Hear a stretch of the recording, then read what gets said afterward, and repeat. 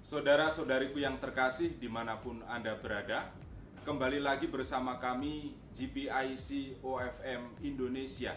Kali ini kita kedatangan tamu Saudara Julius Ferry Kurniawan OFM. Selamat datang Saudara Ferry. Selamat, Mang. Terima kasih atas kesempatan mau hadir di tempat kami untuk berbincang mengenai seorang tokoh yang bernama Johannes Duns Scotus.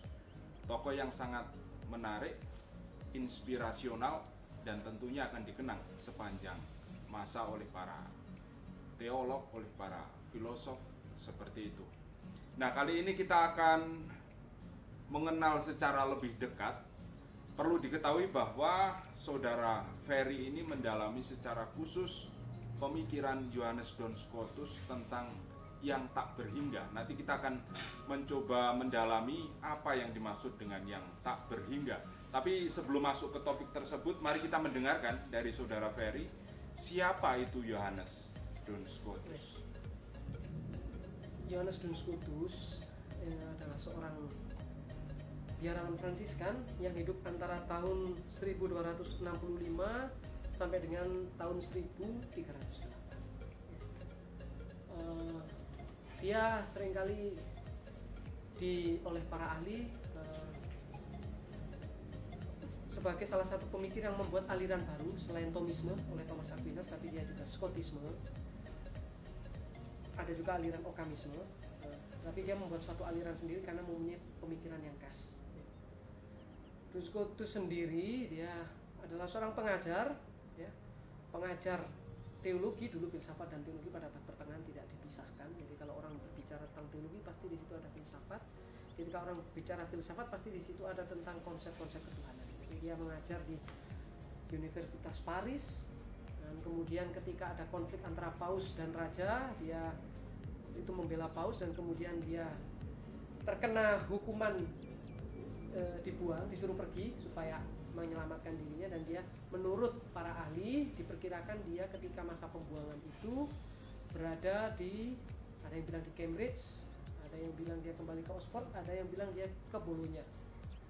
Nah, hal-hal yang penting dari konsep-konsep Scotus adalah tentang yang tak berhingga, konsepnya tentang kebebasan, konsepnya tentang teori modalisme. Jadi modalisme itu adalah sebuah konsep metafisika yang berbicara tentang cara mengada ya, dalam metafisika. Tapi juga konsepnya tentang waktu, tentang kemungkinan dan keniscayaan, itu untuk kemudian mendasarkan pada pahamnya tentang kebebasan. Banyak pengaruhnya dia untuk pemikiran filosofi selanjutnya. Ya, tentu saja dia mempengaruhi salah satu filosof besar abad pertengahan juga di akhir, ya, William Ockham. Yang kemudian dari situ kita bisa tarik juga pengaruhnya pada Protestantisme. Tapi juga pemikir seperti Deleuze, dia juga mengambil konsep Scotus tentang universitas ada. Jadi ada itu sebagai konsep yang bisa dipahami secara sama arti, sama kata, univoc. Nah, saya rasa itu untuk banyak sekali, kita tidak bisa membicarakan semuanya dan hanya membicarakan beberapa aspek dari pemikirannya saja. Terima kasih atas penjelasan yang sangat ringkas dan padat, tentu memberi kita gambaran umum siapa itu Johannes Duns Scotus. Selanjutnya, pertanyaan yang ingin kami sampaikan, kira-kira kalau kita berbicara tentang yang tak berhingga, penjelasan apa yang bisa saudara berikan untuk memberikan pencerahan kepada kami untuk memahami konsep yang tak berhingga secara khusus terkait dengan pemikiran Duns Scotus ini? Ya, pertama-tama memang ini konsep yang sangat abstrak, ya. Artinya kalau kita bertanya untuk apa kita mempelajari tentang konsep yang tak berhingga, apa gunanya bagi kehidupan praktis sehari-hari, ya. Orang kan akan bertanya itu untuk apa? Apakah ini hanya sekedar kita bermain imajinasi saja, abstraksi, dan tidak ada kegunaan praktisnya? Memang pertama-tama ini konsep metafisis yang sangat teoritis, tapi konsep ini selalu dipikirkan dalam tradisi filsafat. Dan bersamaan dengan konsep-konsep yang tak berhingga itu pula lah pemikiran filosofis bergerak maju. Ada pemisahan antara filsafat dan teologi nanti konsekuensinya, tapi juga berbicara tentang epistemologi manusia, sejauh mana manusia bisa memahami kebenaran dan sejauh mana batas-batas akal budi dalam memahami konsep tentang Allah. Jadi kegunaannya lebih kepada nanti pada epistemologi dan juga pada teori-teori filsafat dalam rangka memahami sebuah realitas, gitu ya. Itu jadi untuk prinsip etisnya memang tidak secara langsung. Nah, konsep tak berhingga kalau kita mulai dari sejarah filsafat, Scotus bukan yang pertama. Jadi kita bisa merujuk pada Anaximander, ya. To apeiron, ya, itu dari bahasa Yunani artinya yang tak berhingga. Jadi dia mengatakan bahwa yang tak berhingga itu sifatnya mengitari kosmos, ya. Tetapi dia juga menurut para komentator, jadi tulisan-tulisan Anaximander yang didapat sekarang itu sebenarnya hanya komentator sih. Jadi yang tak berhingga memang mengitari alam semesta, ya, kosmos, tetapi dia sifatnya tetap material, ya, tetap material. Tetapi Scotus untuk kepentingan tema ini tidak mengacu pada Anaximander. Dia mengomentari terutama Aristoteles, tapi juga tidak mengikuti begitu Aristoteles. Dia menafsirkannya dalam rangka berteologi juga, ya.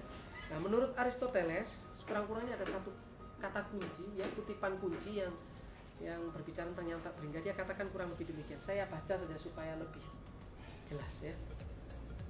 Harus dikatakan bahwa benda-benda itu bisa eksis, ya, bisa mengada, baik secara potensial ataupun secara penuh atau aktual, ya. Kalau potensi berarti belum menjadi kenyataan. Kalau aktual berarti ada dalam kenyataan, ya.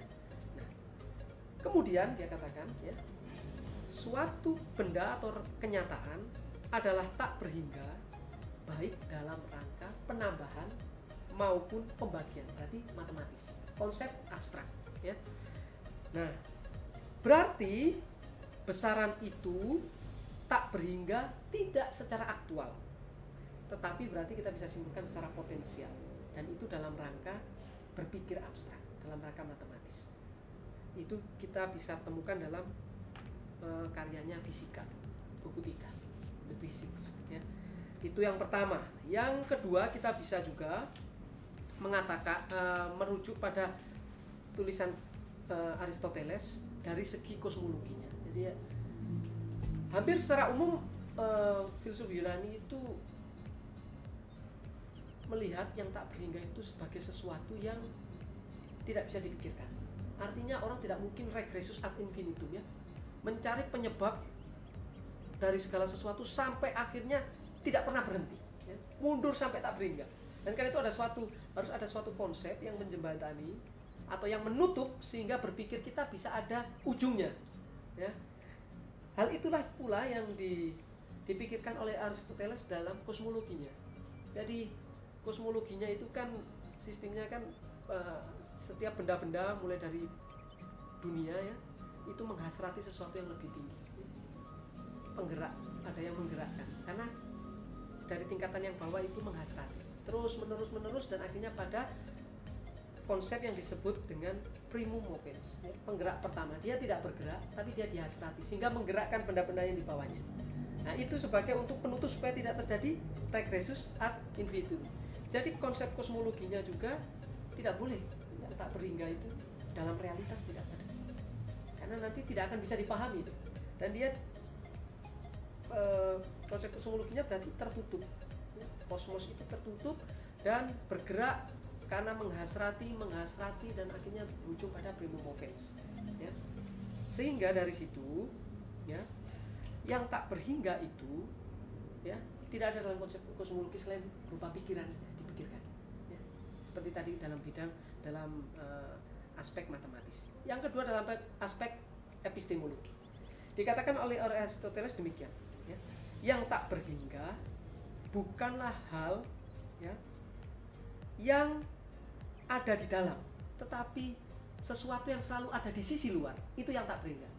Misalkan kita mau menambahkan bilangan 1 ditambah 2 tambah 3 dan seterusnya. Selalu ada penambahan-penambahan sampai tak berhingga toh. Nah, demikian juga dalam epistemologi, kita memahami sesuatu itu berarti suatu benda kita definisikan, dan definisi itu definite, membatasi, finite, membatasi. Jadi seluruh kesan-kesan dari suatu benda kita tangkap melalui indera dan kemudian kita abstraksikan, kita definisikan, kita taruh di dalam sebuah katakanlah lingkaran gitu. Lingkaran yang kita katakanlah definisi. Jadi memahami, mendefinisikan berarti menaruh suatu realitas di dalam keseluruhan. Nah, sementara yang tak berhingga itu yang di luar keseluruhan. Jadi kalau kita memahami sesuatu selalu ada yang tak berhingga, yang luput dari definisi. Begitu ya. Jadi dalam rangka epistemologi juga Aristoteles mengatakan bahwa yang tak berhingga itu selalu yang ada di sisi luar dari sebuah definisi. Ya. Sementara definisi selalu sebagai sebuah keseluruhan di dalam sebuah definisi. Jadi begitu. Nah, karena itu dalam rangka epistemologi orang tidak bisa berpikir mundur sampai tak berhingga, harus dibatasi.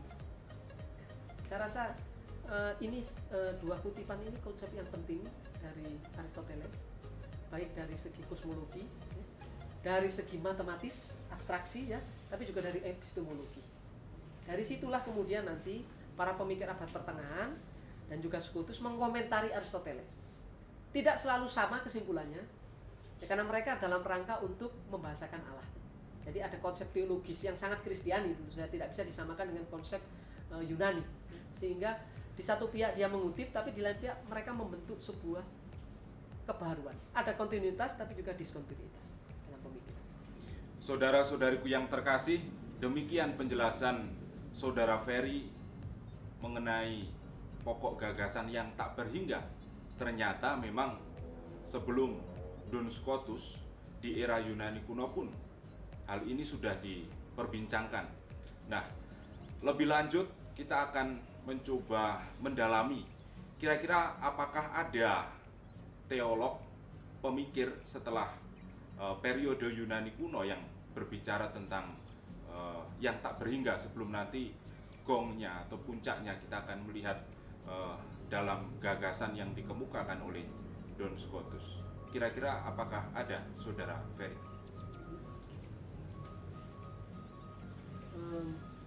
Jadi para bapak gereja yang dari wilayah gereja dari Yunani juga ya, bapak gereja timur juga menggunakan konsep apeiron yang tak berhingga untuk digunakan sebagai atribut dari Allah atau sifat-sifat Allah ya.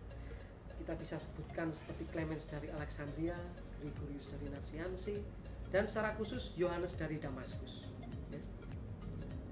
Dia yang menggunakan juga secara lebih sering konsep tentang yang tak berhingga. Dia mengatakan begini tentang ketakberhinggaan Allah itu. Keseluruhan mengada, ya, sesuatu yang ada dalam realitas ya. Keseluruhan mengada bagaikan samudra esensi yang tak berhingga, tak terjangkau, tetapi didekap dalam rangkulannya sendiri. Artinya dalam rangkulan Allah. Jadi hanya Allah saja yang tak berhingga dan yang bisa merangkul ketakberhinggaan dari seluruh realitas. Karena dia sendiri yang tak berhingga ya. Itu. Tetapi tentu saja kita tidak boleh lupa para pemikir besar seperti Agustinus, Thomas Aquinas, dan Bonaventura, karena juga Scotus menanggapi mereka ya. Nah, seperti misalkan Agustinus juga menggunakan yang tak berhingga sebagai salah satu sifat dari Allah. Tetapi itu bukan menjadi fokus, itu salah satu saja bagi Agustinus. Agustinus lebih menfokuskan tentang imaterialitas Allah.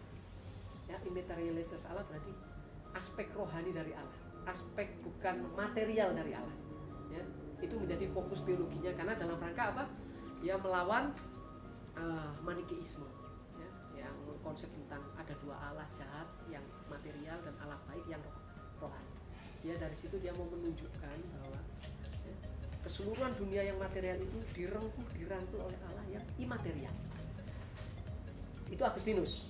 Thomas Aquinas juga, wah, dia lebih lengkap lagi dia membahasakan tentang yang tak berhingga. Tapi itu pun ya, nuansanya hampir sama. Jadi yang tak berhingga dipandang sebagai salah satu atribut dari Allah. Jadi atribut itu berarti dia sifat yang ditempatkan kepada Allah. Jadi sifatnya kan masih ekstrinsik, atribut ekstrinsik, atribut di luar Allah, tapi kemudian ditempatkan dalam Allah. Walaupun kemudian dia mengatakan seluruh atribut yang ditempatkan pada Allah satu dengan eksistensi Allah. Dia mengatakan demikian. Karena Allah itu sederhana. Gitu ya. Tetapi tetap itu sebagai hanya sebuah atribut. Bonaventura juga membahas tentang yang tak berhingga untuk menunjukkan perbedaan radikal antara pencipta dan ciptaan, untuk juga menjembatani antara ketiadaan dan Allah sendiri. Jadi ketiadaan dan Allah itu dijembatani oleh Allah sendiri yang tak berhingga. Tapi tentu saja kemudian Scotus mengkritiknya. Kita tidak bisa membuat perbandingan antara sesuatu yang ada dengan yang tak berhingga, karena dengan ketiadaan. Karena ketiadaan tidak bisa dikatakan apa-apa. Kita tidak bisa mengatakan apa-apa, kita tidak bisa memikirkan apa-apa tentang ketiadaan. Bagaimana mungkin kita bisa tahu bahwa ada jarak yang tak berhingga pada sesuatu yang tidak bisa dikatakan, ya? Ex nihilo nihil de. Dari ketiadaan ya ketiadaan. Karena itu dia mengkritik Bonaventura, yang tak berhingga Allah tidak bisa dipakai hanya untuk sekedar sebagai menjembatani antara ketiadaan dan sesuatu yang ada. Dan itu Allah, tidak bisa. Itu pendapatnya Scotus terhadap Bonaventura. Terima kasih, Saudara Ferry. Saudara-saudariku yang terkasih, secara bertahap kita sudah memperoleh pemahaman yang sangat memadai mengenai konsep yang tak berhingga dari Yunani kuno dan para pemikir abad pertengahan juga sebelum Duns Scotus. Selanjutnya kita akan melihat, akan mendengar, akan meresapi kira-kira Duns Scotus sendiri ketika berbicara tentang yang tak berhingga, bagaimana dia memberikan uraian sehingga banyak orang kemudian menjadi paham. Inilah kekasan gagasan yang tak berhingga dari Johannes Duns Scotus. Silakan, Saudara Ferry. Intensi utama Scotus dalam rangka merumuskan, ya, yang tak berhingga yang dia terapkan pada Allah adalah untuk, ya, membentuk suatu konsep Allah, tentang Allah yang sederhana tapi juga dalam tatanan yang sempurna. Jadi bagi dia itu, kalau kita mau merumuskan Allah, ya, sebagai seorang manusia yang berada di dunia, ya, maka konsep itu harus sebisa mungkin sederhana, tapi juga kemudian dalam tatanan yang sempurna.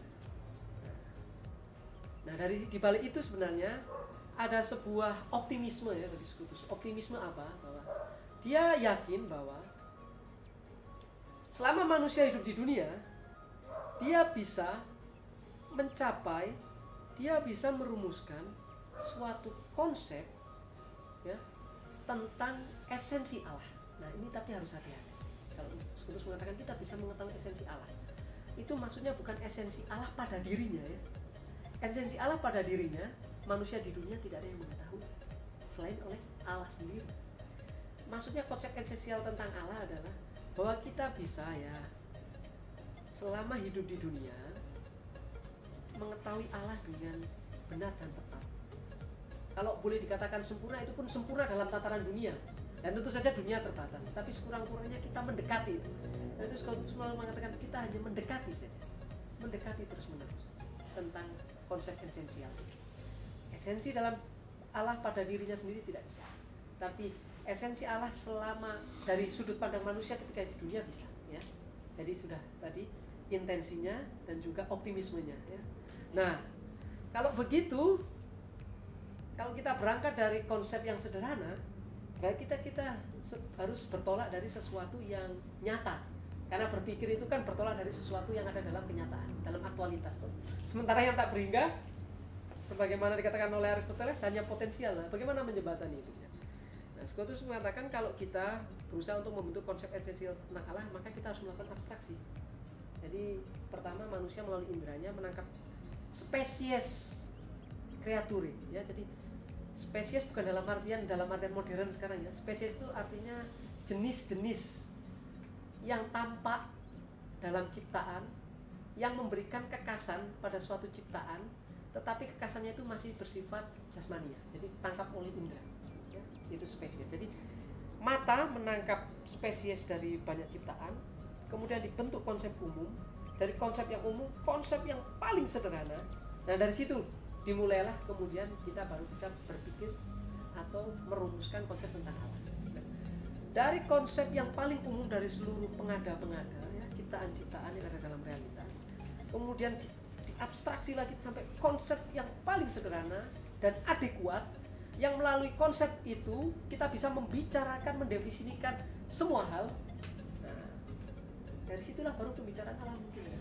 Apa konsep yang paling sederhana dan adekuat untuk bisa membicarakan seluruh realitas?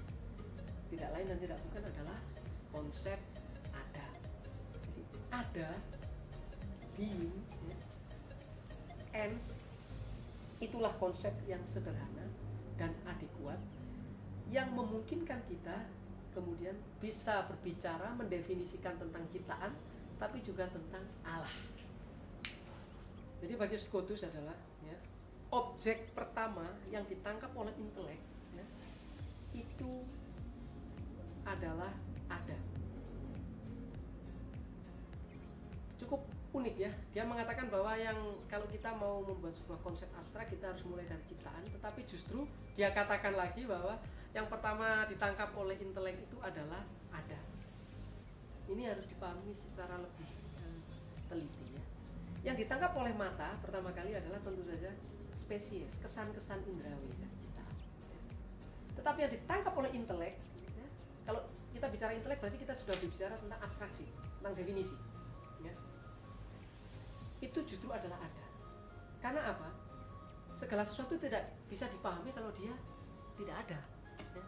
Seperti kalau kita definisikan coba ketiadaan. Semakin kita mendefinisikan, semakin kita ngelantur memaksakan, ya.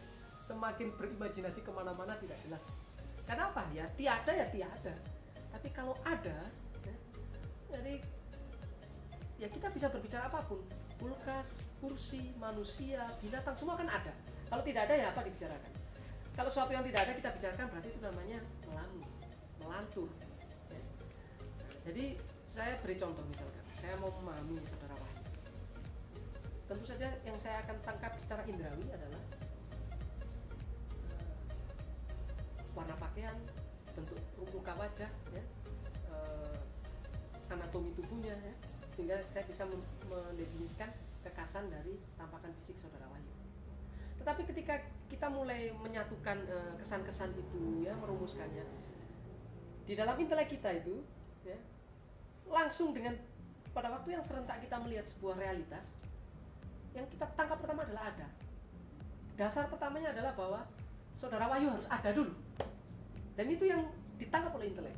Setelah ada, sebagai dasar, sebagai awal mulanya, ya, sebagai yang merangkul konsep-konsep yang lain, kesan-kesan yang lain, baru bicara, oh ya, saudara Wahyu sebagai ada, dia ada sebagai manusia, dan sebagai manusia dia memiliki ciri khas atau karakteristik demikian dan demikian. Nah, jadi seperti itu. Ada ditangkap sendiri oleh, sebagai yang ditangkap pertama kali oleh intelek. Tetapi juga ada adalah konsep yang adekuat. Artinya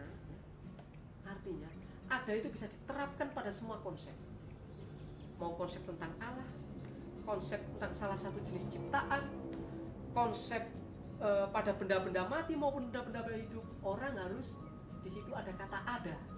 Dan karena itu kalau dalam rangka definisi kan kita selalu mengatakan selalu definisi diantarai oleh sebuah tubuh dalam bahasa Inggris, atau kalau dalam bahasa Indonesia adalah. Saudara Wahyu adalah, manusia adalah.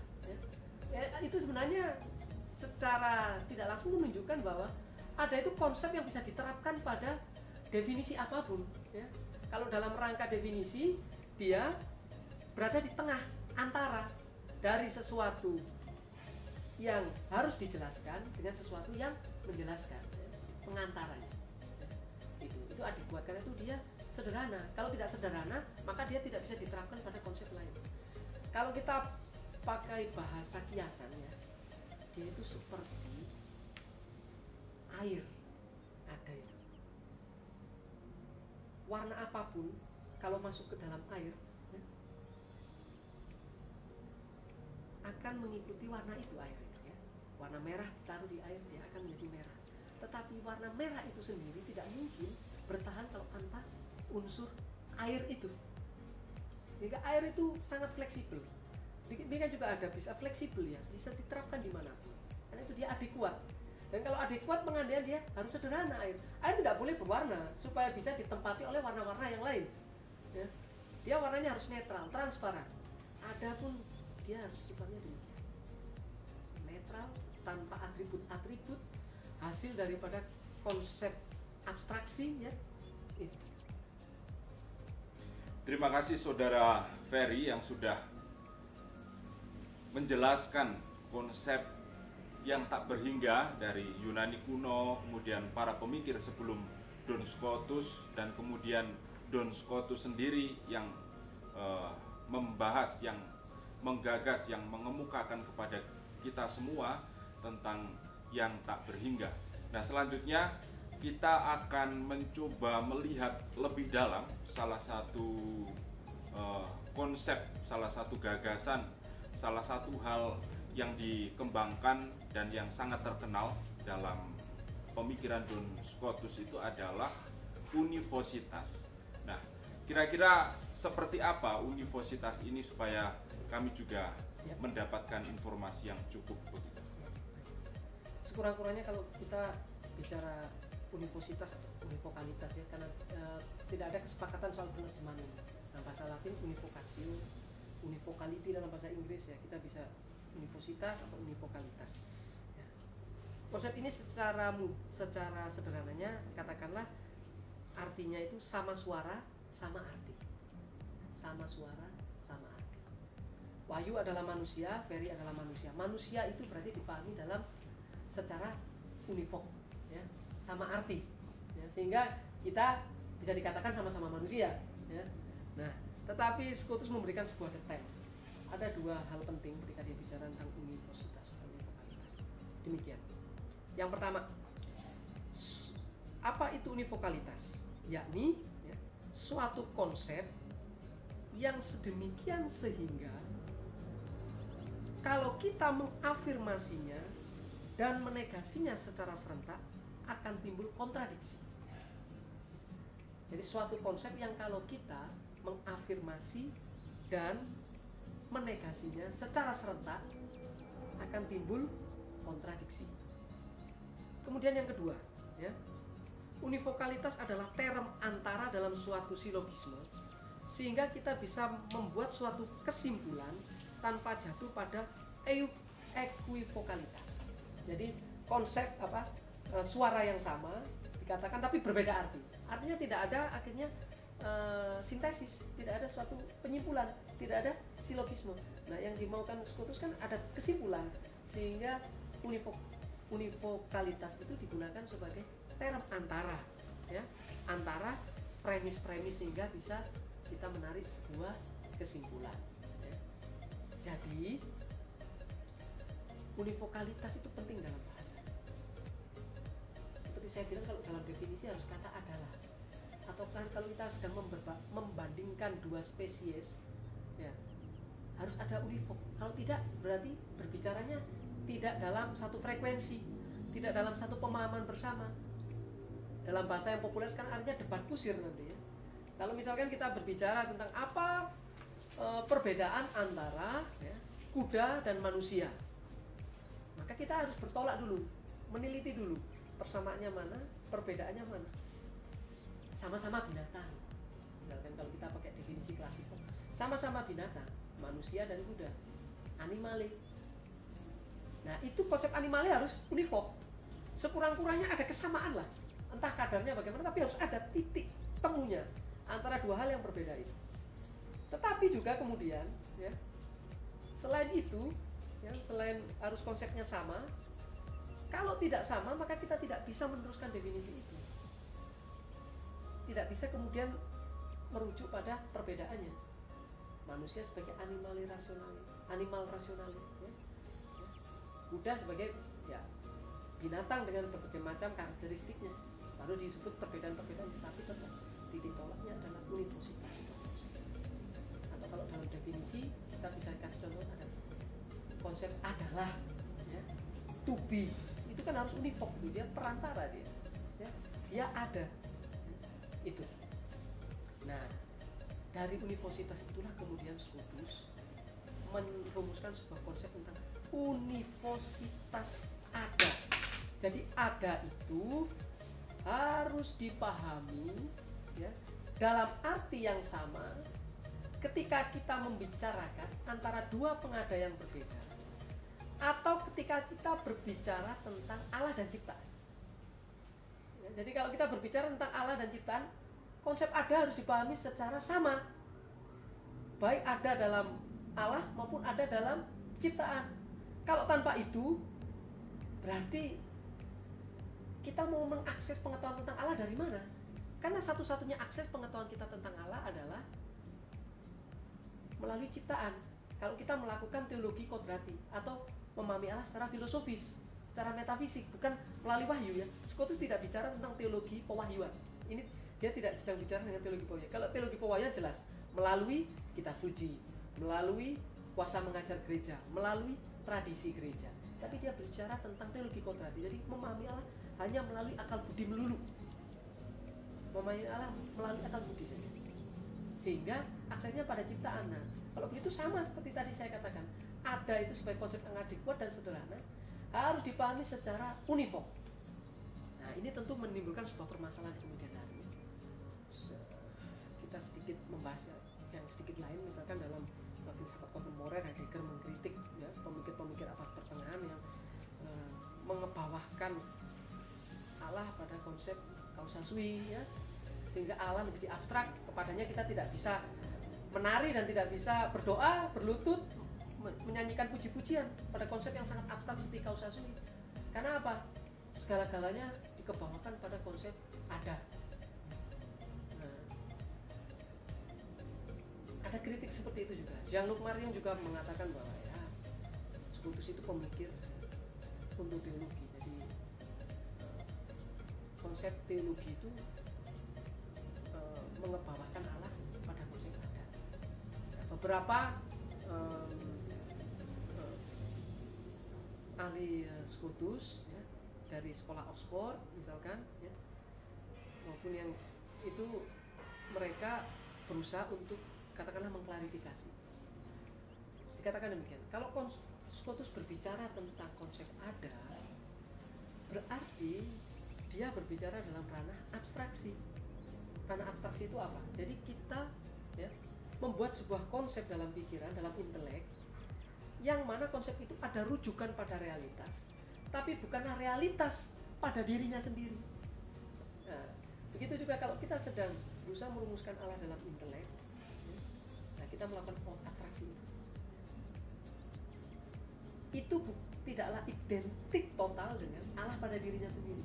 Nah, dari situ maka berarti ketika Scotus berbicara bahwa ada menjadi ditolak ketika kita berbicara tentang Allah, dan ada itu harus univok ketika diterapkan pada Allah dan ciptaan, itu maksudnya adalah ada sebagai sebuah konsep abstraksi, bukan ada sebagai sebuah realitas ketiga di antara ciptaan dan Allah. Jadi bukan begini hierarki, ada, terus ada tercipta, ada pencipta, bukan seperti itu konsepnya. Konsep seperti itu bisa kalau dalam ranah abstraksi, epistemologi, tapi dalam ranah ontologi bukan. Jadi univositas ada Scotus bukan dalam ranah ontologi, tapi dalam ranah epistemologi.